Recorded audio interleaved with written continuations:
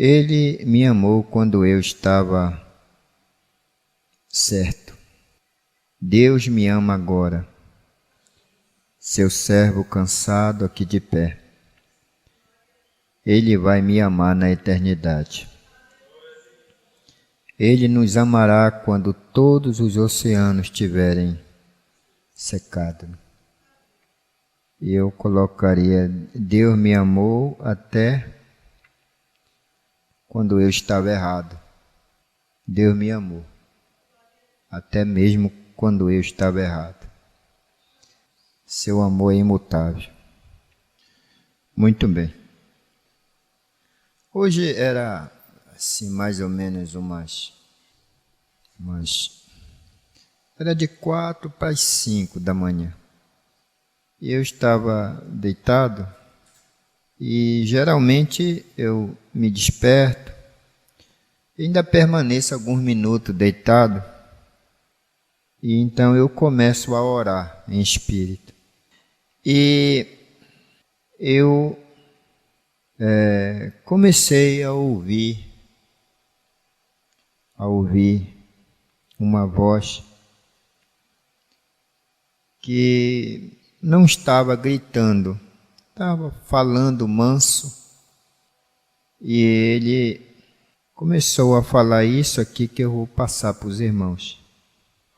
E agora, ouvindo o programa de rádio, ele veio confirmando quando ele veio e o pregador disse assim: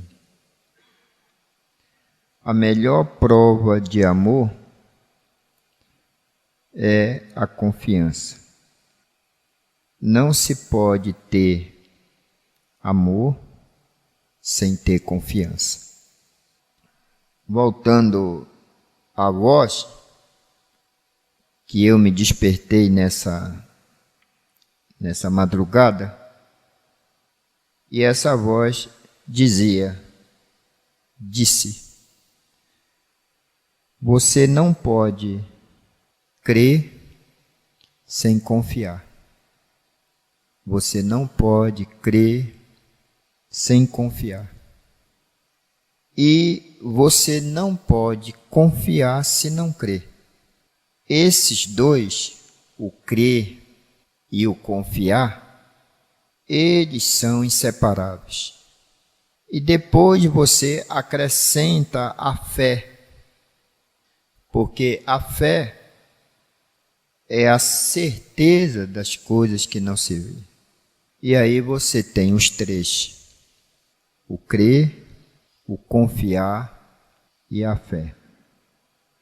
Então, nós vamos ler aqui em Hebreus 11. Depois a irmã Carolina adora a Deus com hino. Hebreus 11. E vamos preparando o nosso espírito, né? Vamos preparando o nosso espírito para estar na presença de Deus. Hebreus 11 e o versículo de número 6. Ora, sem fé é impossível agradar-lhe,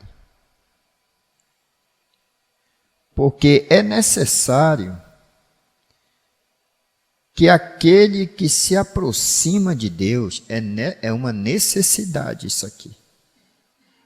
Aquele que se aproxima de Deus, creia que Ele existe. Não tem como se aproximar de Deus sem crer que Ele existe, porque Deus é Espírito.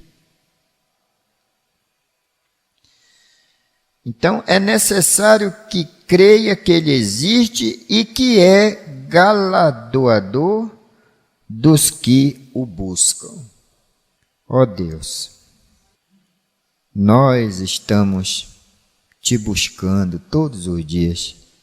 E quando eu acabei de ouvir uma frase dita pelo irmão Brana, que Deus me amou quando eu não era nada. Deus me amou quando eu não era nada. E eu hoje continuo a ser nada, e o seu amor permanece. Deus nos amou quando nós não éramos nada, perdidos. E acabamos de ouvir também que a melhor amiga de um perdido é a bússola. É a melhor amiga de um perdido. E tu tens sido essa estrela do norte. Tu tens sido a estrela d'alva. Me lembro quando menino que eu ouvia minha mãe cantar o corinho. A estrela d'alva ainda brilhava, e eu buscava a face do Senhor. A estrela d'alva ainda brilhava, e eu já buscava a face do Senhor. Senhor, Senhor, tem compaixão de mim, resolve meus problemas, entrego tudo a ti. Senhor, Senhor, tem compaixão de mim, resolve meus problemas, entrego tudo a ti. No nome de Jesus, te agradecemos pela leitura da tua palavra. E o Senhor me amou quando eu não era nada. Tomo isso como minha confissão de fé. O Senhor me amou quando eu não era nada, e hoje ainda não sou nada, e o Senhor permanece me amando. Em nome de Jesus eu te agradeço por esse amor que não tem como medi-lo, não tem como medir a altura dele, a profundidade dele, a largura dele. Não há medição nem no mundo natural e nem tampouco no mundo espiritual. Profundezas do mar, nada pode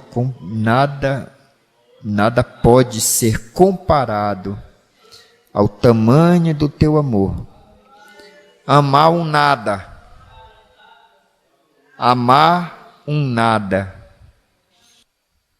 O Senhor tem nos amado, e isso nos dá uma confiança, nos dá uma segurança. Em nome de Jesus, nós te agradecemos. Amém. Vamos ouvir o hino, poder sentar? E vamos preparando o nosso espírito, né? Preparando o nosso espírito. Os nadas, né? Nós somos nada. Ele nos amou quando nós não éramos nada.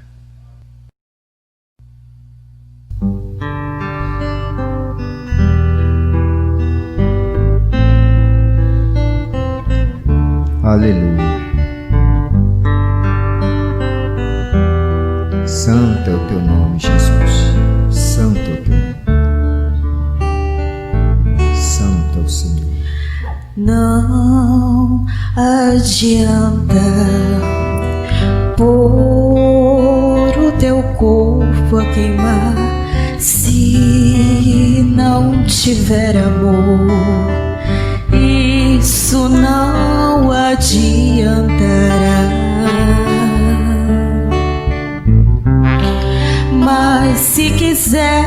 quiseres amar a Jesus, tens que amar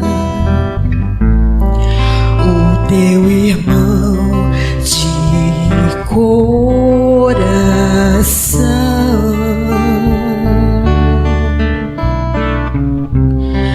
Mas se souberes perdoar e mostrar amor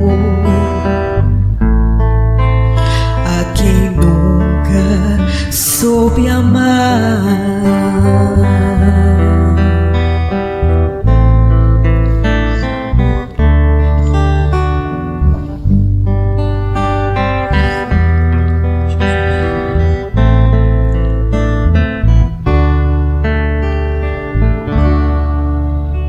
o amor tudo sofre, tudo crê, tudo espera.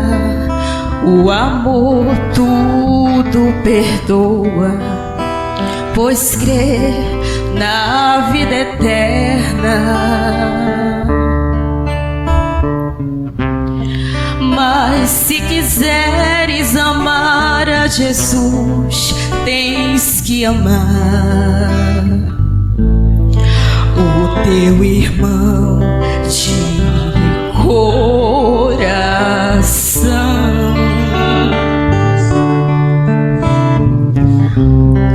Mas se souberes perdoar e mostrar amor a quem nunca soube amar,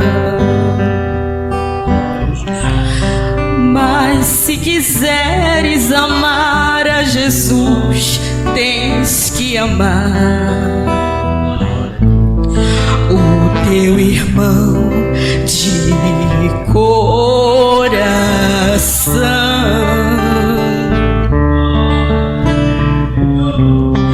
Mas se souberes perdoar e mostrar amor a quem nunca soube amar,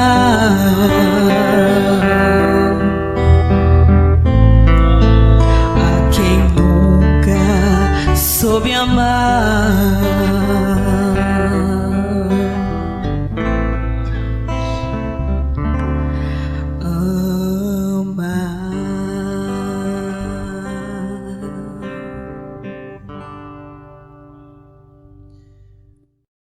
Observe o que fala o Espírito no parágrafo 43 da mensagem Mostra-nos o Pai e isso nos basta.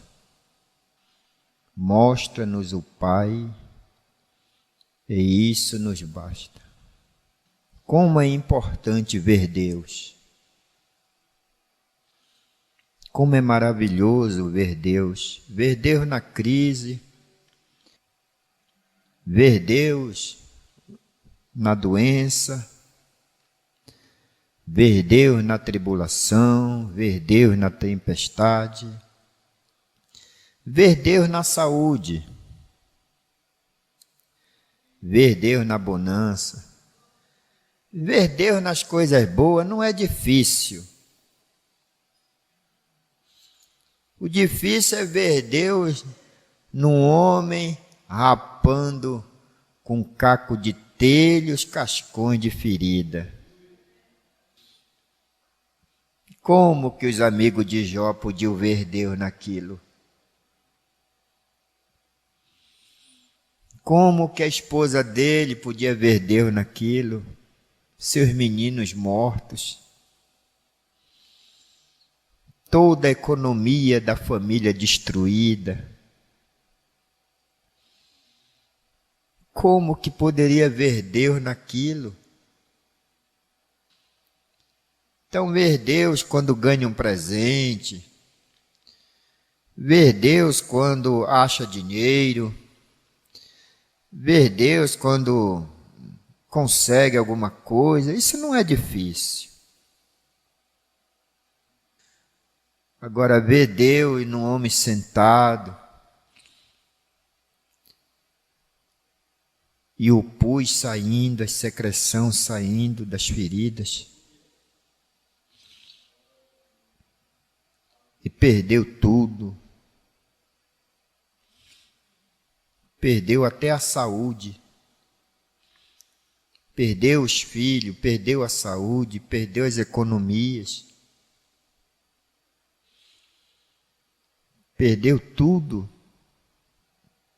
Mas Deus estava naquilo. Deus estava com Jó. É tão estranho para aqueles homens do barco, quando eles pegaram aquele profeta e jogaram dentro d'água. E aquela tempestade toda se levantou do nada. E aí começou a açoitar e o barco já dava sinais de ir a pique. E lá tinha um homem lá no porão dormindo. O homem do barco disse: como é que você pode dormir, rapaz? Num tempo desse? Você não está vendo o barco ranger? As ondas açoitarem? Você tem um Deus? Invoca teu Deus, porque nós estamos invocando tudo aqui. Cada um está invocando o seu Deus aqui. E aquele profeta disse: o culpado dessa tempestade sou eu. Faça o seguinte, me jogue dentro d'água. Rapaz, que é isso? Não, eu estou falando para vocês. Vocês querem viver? Vocês querem sobreviver? Vocês só podem sobreviver se me tirarem do companheirismo de vocês, do barco. Eles pegaram, jogaram. Quando jogou Jonas, e ainda por cima, além de jogá-lo, que o sangue desse homem não caia sobre nós e tudo, aquele cuidado todo. Aí jogaram e dá por cima vem um peixe e engole ele. Agora, aqueles homens no barco aí viram um milagre, né? As coisas acalmarem. O que será que aqueles homens não pensaram? Rapaz, esse homem era um pecador mesmo. Era um pecador. Mas aquilo era Deus. Era Deus para salvar uma cidade, os moradores de uma cidade. Agora imagine a visão das pessoas que estavam na praia e vir aquele peixe grande se aproximar e vomitar. E quando ele vomitou, lá saiu um homem todo cheio de vômito, todo, né? Tudo fedendo. Disse: rapaz, que coisa, nunca aconteceu isso. Desde a fundação do mundo nunca tinha acontecido aquilo. E nós não temos registro que aconteceu com mais alguém aquilo. Aí ele olhou, eles olharam, lá veio aquele homem, começou a se lavar lá. Aí as pessoas começaram a se aglomerar em torno dele. E a Bíblia diz que eles se arrependeram. E a Bíblia diz que o arrependimento foi tão tremendo que eles, até os animais deles, eles levaram até os animais. E Filipe disse isso para Jesus: mostra-nos o Pai e isso nos basta. Agora, é bom que o Espírito de Deus tem nos treinado para isso. Nós estamos passando por um processo de treinamento. Nós estamos sendo treinados para ver Deus como Paulo viu. E Paulo disse que ele via Deus tanto quando estava satisfeito como com fome. Quando as coisas estavam tudo bem ou quando ele estava sendo perseguido. E vê Deus, né? E Deus, o grande Espírito Santo, está nos treinando para vê-lo. Vê-lo até nesses tufões que está acontecendo aí, essas coisas. Agora eu tenho certeza que o anjo do Senhor está guardando seus filhos lá. Né? Como ele guardou os eleitos ali do Tito, do general Tito. O anjo do Senhor guardou os eleitos ali. E no ano 70 que sitiou Jerusalém, não tinha um eleito lá dentro de Jerusalém. Não tinha um cristão lá dentro. Todos saíram, porque foram divinamente avisados. Eles viram Deus. Então, os filhos de Deus, tudo que a gente quer é ver o Pai. Mostra-nos o Pai. Isso nos basta. Não importa se é dentro de uma cova de leões, não importa se é dentro de uma fornalha, não importa se é no Calvário, numa cruz pendurado, não importa se é dentro de uma arena, não importa para nós. Não importa para nós. O que importa é ver o Pai. Não importa se é no tempo do abandono, né? Quando a gente é abandonado. Paulo disse: todos me abandonaram, justamente no tempo mais importante, na fase mais importante, na fase quando ele atingiu o ápice espiritual de seu ministério. Quem conseguia ver Paulo, ver Deus nas prisões de Paulo? Mas se não fosse as prisões de Paulo, a gente não tinha essas cartas aí na nossa Bíblia. Nós não tínhamos Timóteo, não tínhamos Romanos, não tínhamos 1ª, 2ª Coríntios. Tudo foi no tempo tempo de contradições, nessas fases difíceis, que você não consegue explicar as coisas. Você não consegue explicar, não tem como justificar nada, porque está tudo acontecendo.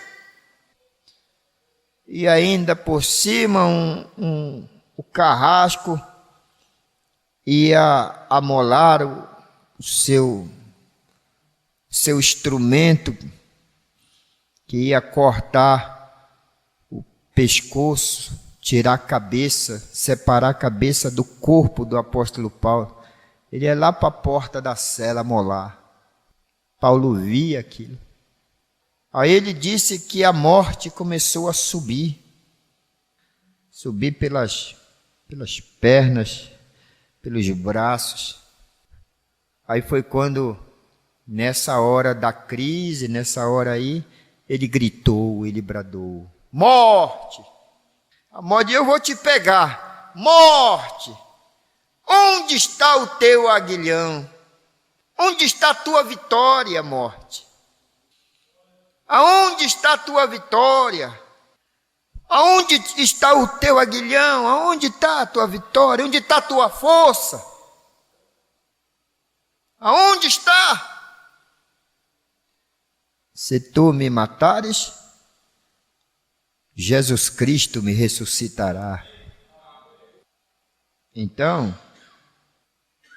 Jesus tinha todas as boas qualidades de Deus em si. Tinha ou não tinha? A Bíblia diz que nele habitou corporalmente toda a plenitude da divindade. Jesus tinha todas as boas qualidades de Deus em si. Você crê nisso? Eu creio nisso. Você crê nisso? Ele tinha poderes sobre poderes. Mas quando ele encontrou Satanás, ele nunca usou seu poder. Ele nunca usou seu poder. Ele deu um exemplo para os mais fracos dos cristãos. Eu estou aqui nesse aqui. O mais fraco do cristão, aqui estou eu. Sou um dos tais. Podes tu dizer também, sou um dos tais. Um dos tais, um dos tais. Podes tu também dizer, sou um dos tais. Ele deu o exemplo para os mais fracos dos cristãos. Quando ele encontrou Satanás, ele não usou o poder que ele tinha, ele usou a palavra. Quando o diabo falava, quando Satanás falava, Jesus dizia, também está escrito, Satanás. Esse é o exemplo para nós. Está escrito. Está escrito. Os mais fracos dos cristãos, quando Satanás vier a seu encontro, diga, está escrito, Satanás. Está escrito. Está escrito. Nem só de pão viverá o homem. Nem só de pão viverá o homem. Eita, isso pega 98% dos cristãos. É tanto cristão preocupado com o pão. Mas ele está dizendo, né? Nem só de pão viverá o homem, mas de toda palavra que sai da boca de Deus. O cristão mais fraco pode assumir essa posição. Você pode assumir com segurança, pode confiar. Confie. Tenha segurança, tenha confiança. Tenha confiança, tenha segurança. O cristão mais fraco pode assumir essa posição. Segure isto. Claro. Sabe por quê? Deus está em sua palavra. A igreja romana, a igreja católica diz, Deus está na igreja. O sétimo anjo, quando ouviu o sacerdote dizer, Deus está em sua igreja, ele disse, não, senhor. Deus está em sua palavra. O sacerdote católico está dizendo, Deus está em sua igreja. A igreja é maior do que a palavra. Negativo. Nada que igreja é maior do que palavra. Igreja não pode mudar o que está escrito. Não pode acrescentar. Não pode tirar nada. Tem que ser o que está escrito. E Jesus sustentou isso. Nem só de pão viverá o homem, mas de toda palavra que sai da boca de Deus. Toda vez que encontrava o inimigo, ele dizia, está escrito. Creio que ele tinha poder para fazê-lo. Tinha ou não tinha poder para expulsar o diabo? Até para eliminar Satanás. Se Jesus quisesse abrir a boca e destruir Satanás, ele destruiria. Faria. Mas ele não fez. Por quê? Para nos dar exemplo. Ele sabia que depois dele surgiriam os cristãos E esses cristãos tentariam imitá-lo.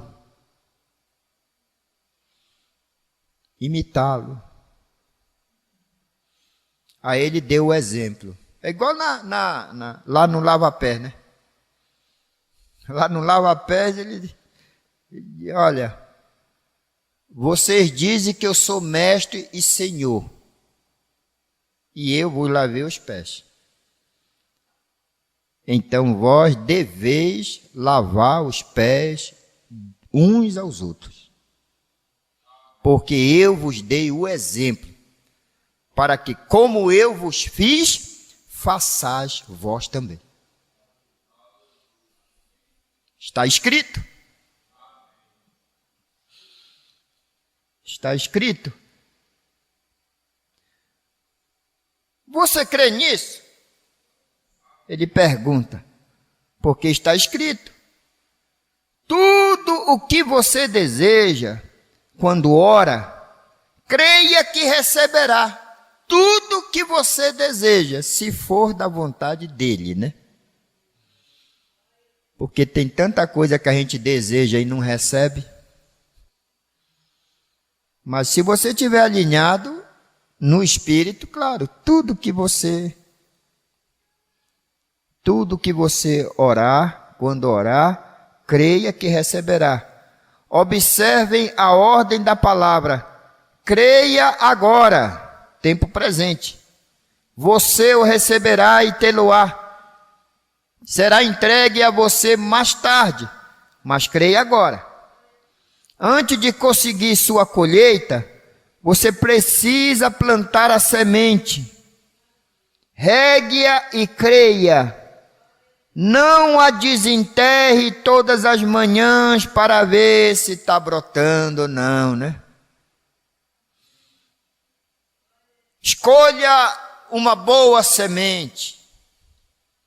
Cultive a terra, escolha uma boa semente. Prepare a terra. Depois que escolheu a boa semente, plante-a e creia, confie. Não vá desenterrar toda manhã com aquela curiosidade para saber se está brotando ou não. Isso atrasa o programa de Deus. Tem que confiar. Tem que crer. Não a desenterre todas as manhãs para ver se está. Toda vez que desenterrar, você atrasará muito mais. Nunca vai crescer se você continuar desenterrando. Curvemos nossas cabeças. A estrela d'alva ainda brilhava,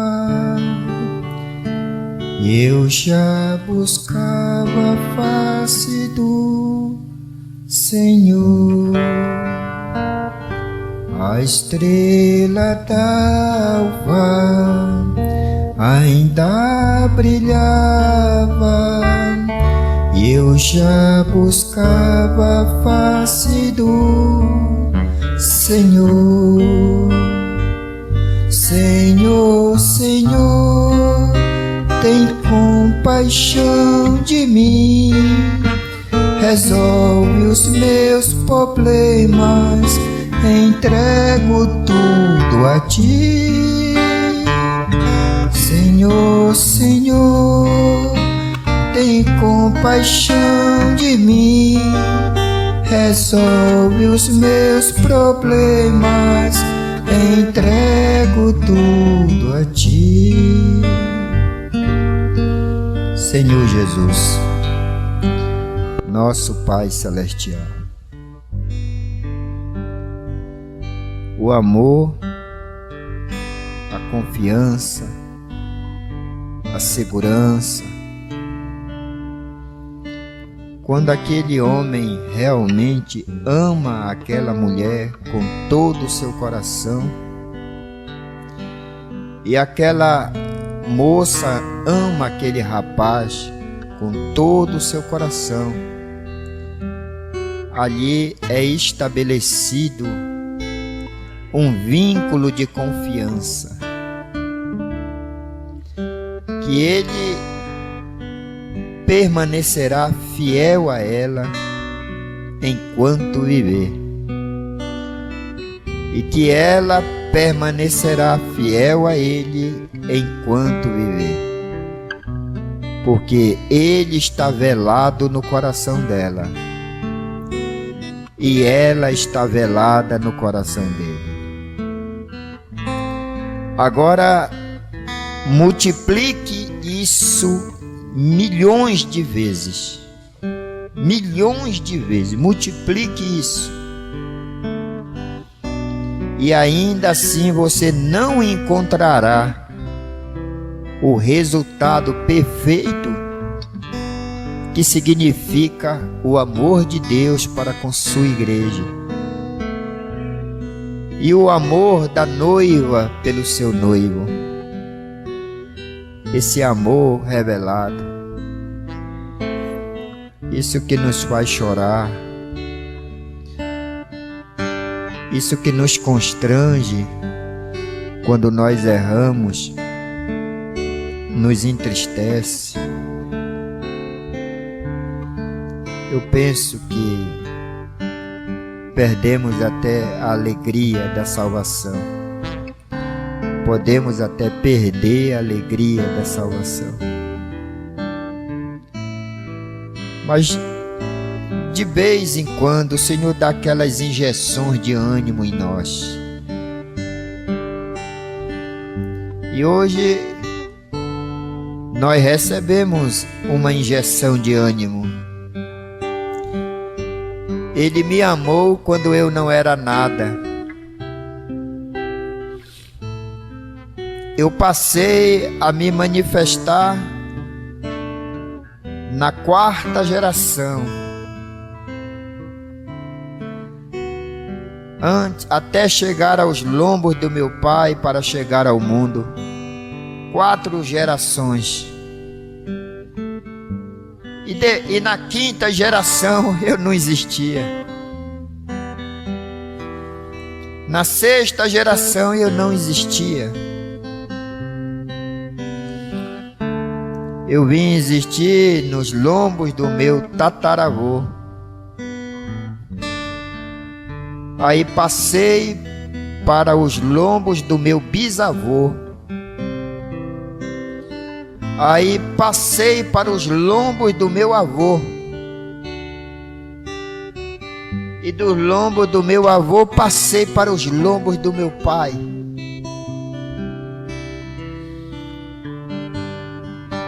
E através do santo matrimônio eu vim a existir,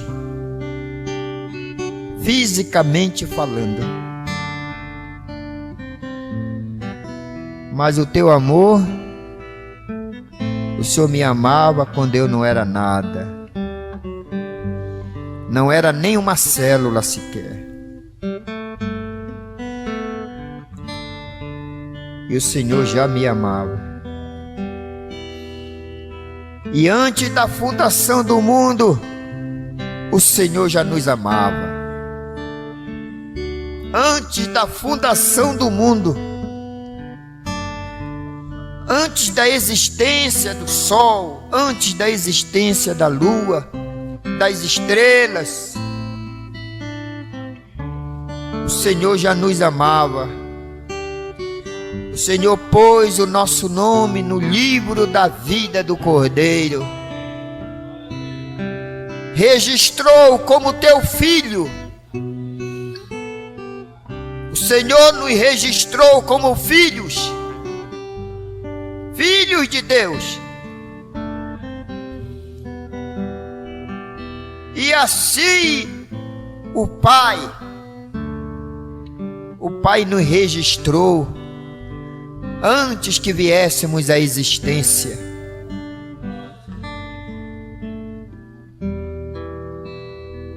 Fisicamente, 4 gerações. Espiritualmente, antes da fundação do mundo, antes da criação de qualquer coisa. Ó Deus, e isso nos dá segurança. Eu estou seguro. Eu estou seguro. Eu tenho segurança. Estou firmado na rocha das eras. Nós estamos firmados na rocha das eras. Ó Deus, a gente não merece. Por isso que deveríamos a todo instante estar te glorificando, estar te adorando, estar bendizendo o teu santo nome. Aleluia. Muito obrigado, Jesus, por esta noite. Muito obrigado pelo privilégio que o Senhor me deu de poder pertencer a esta família, nascer nesta família. Ó Deus, muito obrigado, Jesus. Muito obrigado pelo sangue do Cordeiro, pelo sacrifício no Calvário. E agora, Pai, o nosso maior desejo é esse: ver o Pai. Nesses últimos dias nós precisamos ver o Pai. Ver o Pai em tudo. Em tudo. Ver Deus. E isso nos basta.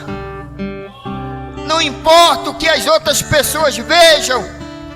Não importa o que os outros irmãos vejam. Não importa isso. O que nos importa é ver o Pai. Mostra-nos o Pai. E isso nos basta. Isso basta para o cristão. É ver o Pai. Porque quando nós vemos o Pai, nós temos regozijo na tribulação. E isso é um trovão. O cristão regozijar na tribulação. Isso é uma revelação espiritual que desce direto para o coração do cristão.